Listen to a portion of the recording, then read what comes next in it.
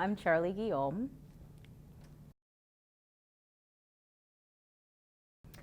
Printmaking, I actually found out about that a semester and a half ago. I took one of Miko's classes and we had to do 2D drawing, and I was like, oh, I can't draw.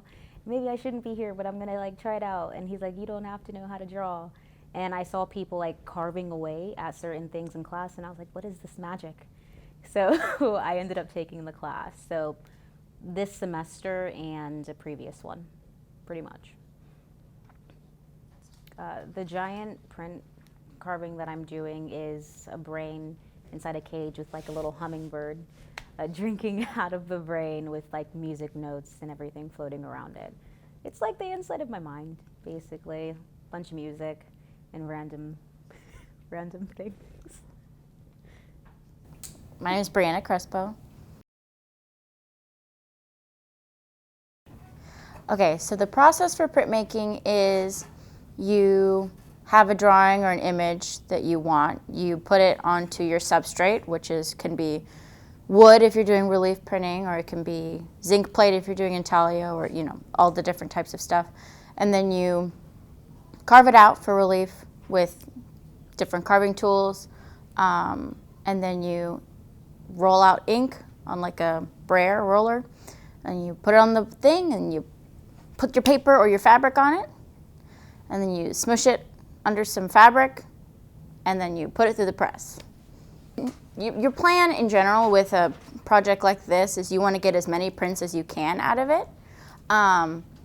It's kind of difficult with the size of this one, because like I can't take it home and be like, I'll just print more later. It's like, out there with like a little spoon and like burnishing it out. So you really want to take advantage of like studio space and like the event itself with like the steamroller. So yeah, you just kind of like get as many prints as you can.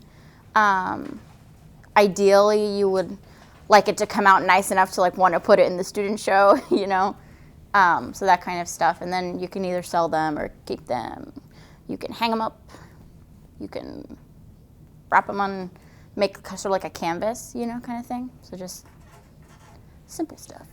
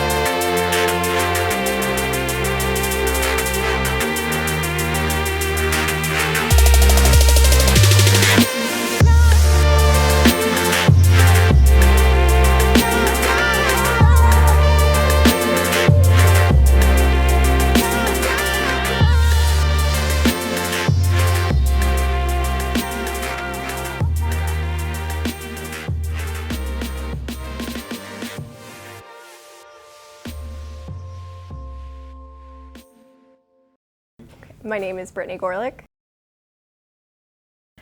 So this is the 9th annual Blocktober Fest, and what that essentially means is this is the 9th time that FSCJ has held this event. And so what it actually is, and what you guys are seeing, is the creation of the actual like pieces of work that are going to be printed with this steamroller that's rented.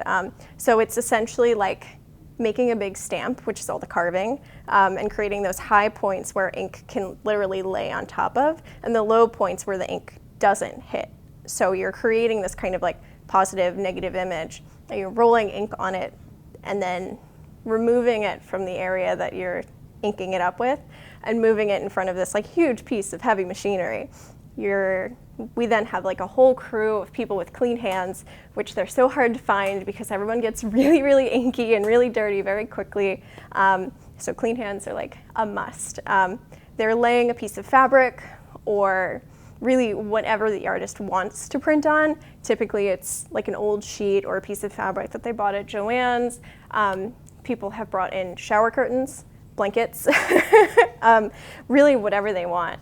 And they'll take it and put it on top of this freshly inked piece of artwork, and then they run it over with the steamroller. So you're making these huge, essentially giant stamps, or these huge pieces of artwork that really can't be replicated because thankfully at FSCJ we have a large enough press, but UNF also participates in this event.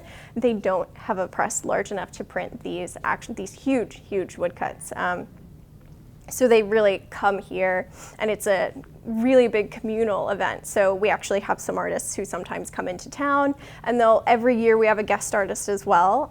So the guest artist this year is James Allen. He is an alumni of UNF, and he had the teacher's assistant position before I did, and then he left for Corpus Christi a couple of years ago. So him returning as the visiting artist for this year is really a callback to kind of the actual event, because he started and was introduced to FSCJ through this event. He was taking the same class essentially at UNF, came over here to participate, fell in love with the studio space, and then he became the teacher's assistant here afterwards. That's basically it. And then you walk home with like a really badass huge piece of artwork that you can hang on your wall. So, I mean, you can't go wrong. No.